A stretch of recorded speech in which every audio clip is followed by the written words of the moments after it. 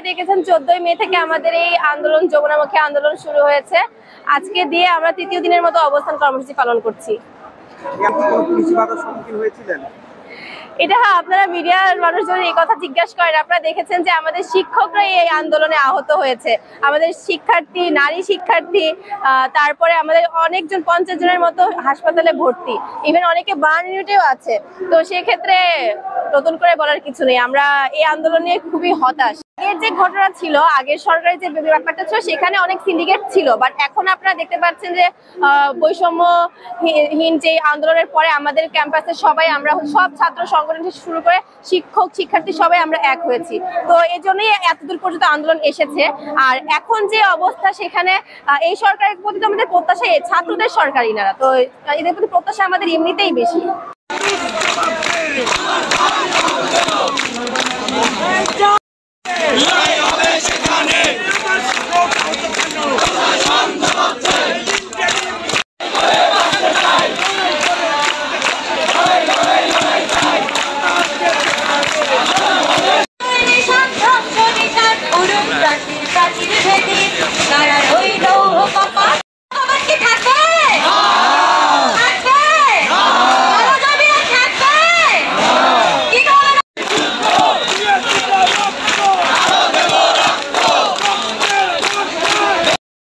আসলে আমাদের কোনো হল নেই, তো এই জন্য আমরা আমাদের যে হচ্ছে যে একটা প্রতিবাদের দাবি, সেটা হিসেবে আমরা এই লেখাটা আমাদের মুখে লিখেছি।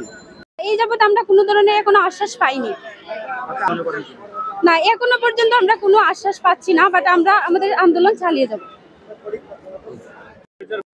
ছাত্র শিক্ষকদের যে যৌক্তিক দাবি, আজকে 3 দিন ধরে আন্দোলন চলতেছে, সেই আন্দোলনের সাথে, সেই দাবির সাথে আমরা যৌক্তিক দাবির সাথে আমরা একাত্মতা ঘোষণা করছি।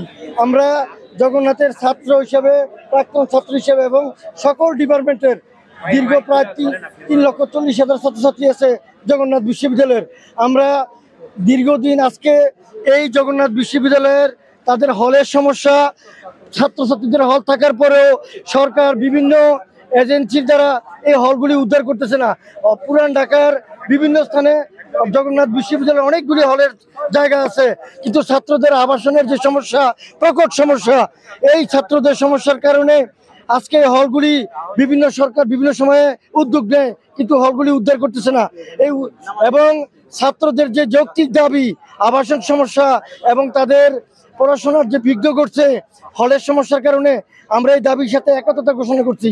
আজকে যেই সরকার বর্তমানে ক্ষমতাসীন, ইন্টেরিয়াম গভর্নমেন্ট, সেই সরকার দীর্ঘ স্বৈরাচারের কবল থেকে উদ্ধারকৃত সরকার। আমাদের কাছে তাদের কেন দাবি পেশ করতে হবে? তাদের তো এমনিতেই দাবি বাস্তবায়ন করা উচিত।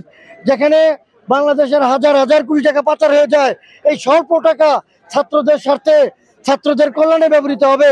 ছাত্রদের ন্যায্য দাবি, এই দাবি আমরা আশা করব এই সরকার এই দ্রুত এই দাবি পূরণ করবে এবং দাবি বাস্তবায়নের যে আজকে আমরা যে প্রধান উপদেষ্টার বাসভবনের সামনে উপস্থিত হয়েছি দাবি নিয়ে, এটা লজ্জার।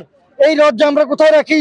আমাদের প্রাণের দাবি, আমাদের যারা জুনিয়র ছাত্র যারা আছে, তাদের এই দাবি দ্রুত বাস্তবায়ন করবে এবং তাদের যে আকাঙ্ক্ষা এবং ছাত্রদের যেই এই বিভিন্ন গবেষণা এবং কাজের নিয়োজিত থাকবে, তারা কেন আজকে পড়াশোনা বাদ রেখে রাস্তায় নামবে? আমাদের যৌক্তিক দাবি, আমাদের এই সরকার এই দাবি বাস্তবায়ন করবে, এই বলে আমি আমার সঙ্গে